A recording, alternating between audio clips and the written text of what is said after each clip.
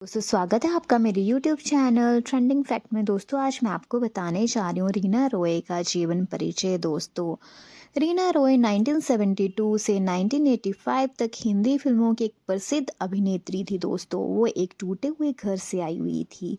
एक मुस्लिम पिता और एक हिंदू माँ, चार बच्चों के साथ होने के बावजूद अलग हो गए थे। रीना उनकी तीसरी संतान थी और उन्होंने किशोर अवस्था में ही फिल्मों की शुरुआत कर दी थी। फिल्मों में उनका करियर पीआर इशारा की नई दुनिया नए लोगों के साथ अशुभ से हुआ था, जिसे अस्थायी रूप से बंद कर दिया गया था। रीना को अब ज़रूरत गर्ल कहा जाता था। दोस्तों जैसे को तैसे के साथ अपने अगले ब्रेक के लिए उन्होंने थोड़ी देर इंतज़ार करना पड़ा, जहां जितेंद्र के साथ अब के सावन गाने पर उनके बारिश से लथपथ नृत्य ने तापमान बढ़ा दिया था। शत्रुघ्न की प्रेम रुचि के रूप में रीना ने दर्शकों का ध्यान आकर्षित किया।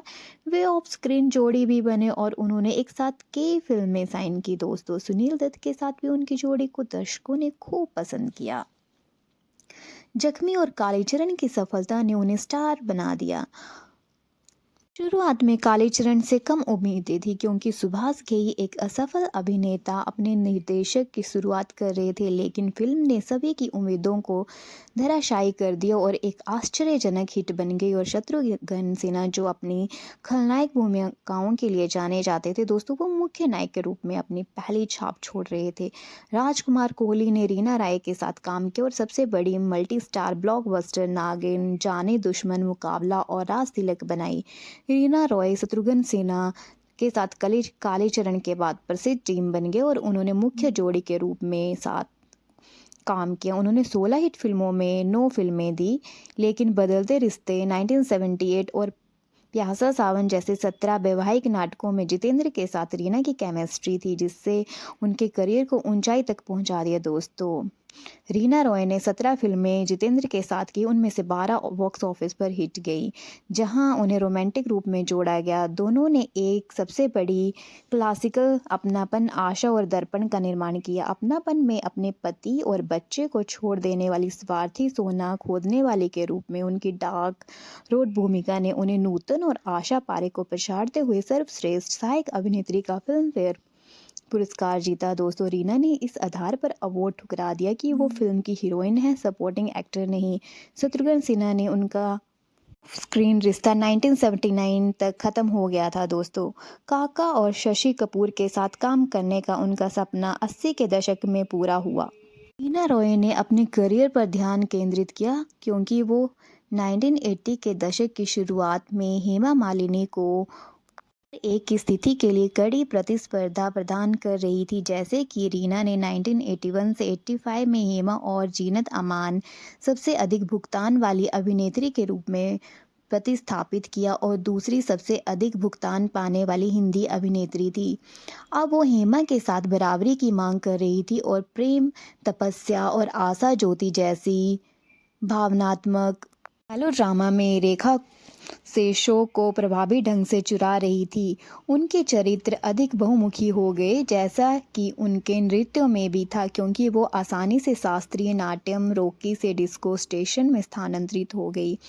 अपनी लोकप्रियता के शिखर पर रीना की खुद को साबित करने की सुप्त इच्छा को कई महिला उन्मुख फिल्मों में अभिव्यक्ति मिली। 100 दिन सास के, बेजुबान, लक्ष्मी जैसी फिल्मों ने रीना रॉय की उपस्थिति को गौरवान्वित किया।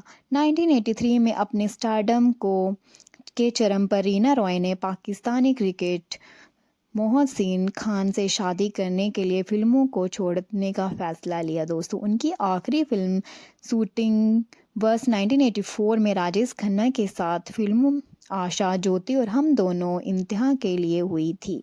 रीना की नायिका के रूप में रीना की आखिरी यादें गुलामी, संघर्ष, मोरन और हम दोनों में मस्ती से भरी लड़की रानी के रूप में है, जो मार्च 1985 में रिलीज हुई थी। रानी और लाल परी में एक परी की भूमिका निभाने वाली अभिनेत्री को जल्द ही वास्तविक दुनिया की गंभीर वास्तविकताओं का एहसास हुआ, क्योंकि मोहसिन खान से उनकी शादी टूट गई और उन्होंने शुरू में अपनी बेटी जन्नत की कस्टडी खो दी, जिसे वो प्यार से सनम कहती हैं।